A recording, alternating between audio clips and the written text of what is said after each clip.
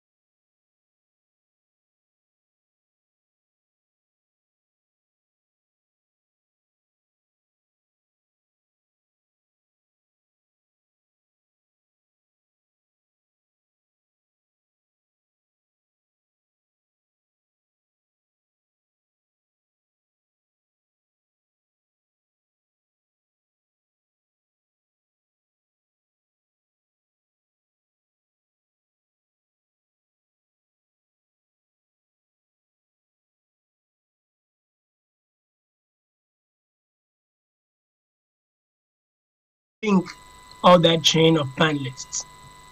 All right, so I would like to say that this technology, this blockchain, is now incorporated in all kind of fields we have right now, for finances, for insurance, for health, for everything, for mining, and having it actually, it's a very secure. The secure technology used can be very well useful.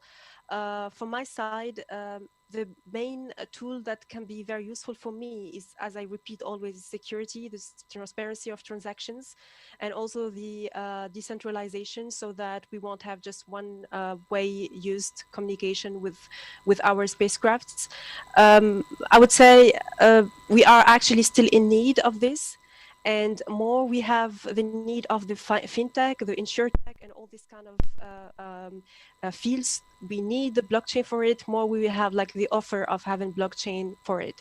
So it's the same thing for deep space. So I always talk about more space applications for Earth, what we call to bring space down to Earth, where we can use this for Africa basically, because I do believe for Africa for now, we still don't talk a lot about space exploration. We are still in the needs of the African citizens. And here we talk, of course, about the finance mostly, about also the use for the agriculture, for the farmers, for what Rumbo just mentioned about the mining, that can be very well useful. And I think this should be our first priority and our first concern, is instead of just talking about as service. For us, it's just a luxury for us, so we cannot really talk about it. But I do believe that we can start making a lot of researches on this space. Can I add to, because Rania said something important there that I want to touch on. Yeah, feel free, Grant. Feel free. I just forgot that Rania is our cybersecurity specialist. Yes, go on, Grant. Yeah, so I'm just going to speak, from the project end of Copernic Space around this. And my background, sitting in fintech, in the blockchain space, in the regulatory space for over 5 years now. But when we built Copernic Space and our goal is we're here to actually solve two things. An important thing that Rania touched on, especially for the African market, which is, everybody likes to get all super excited about upstream stuff and deep space and exploration. But even asteroid mining is legitimately probably 10 years away from anything functional that we can do. So she pointed on something important, which is why the focus, one of the many reasons why the focus of Copernic Space as a marketplace segment of it is on downstream assets, is because, well, first off, they're already pretty much digital. They're much more scalable and commercializable in a digital sense than physical aspects or R&D aspects, et cetera.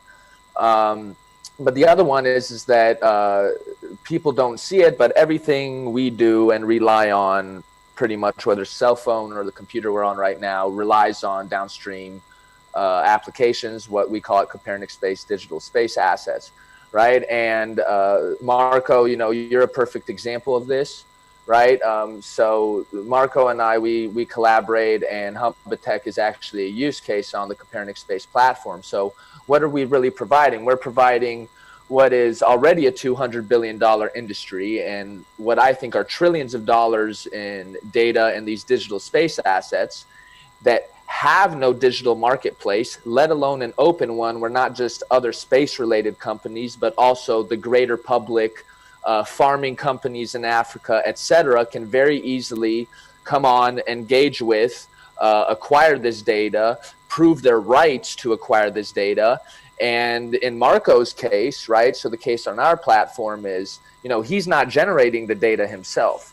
He's acquiring data, he's restructuring and analyzing it, and then providing an actionable format for farmers, farming companies, the government in Angola to handle agriculture and crop yields better, right? So you have actually a whole chain of this stuff happening, and all of these rights are moving, right? And these licenses are moving with it. So blockchain provides this, this actually revolutionary aspect where it is distributed and decentralized, but technically you have all this stuff accessible, and what I'd say democratized as well.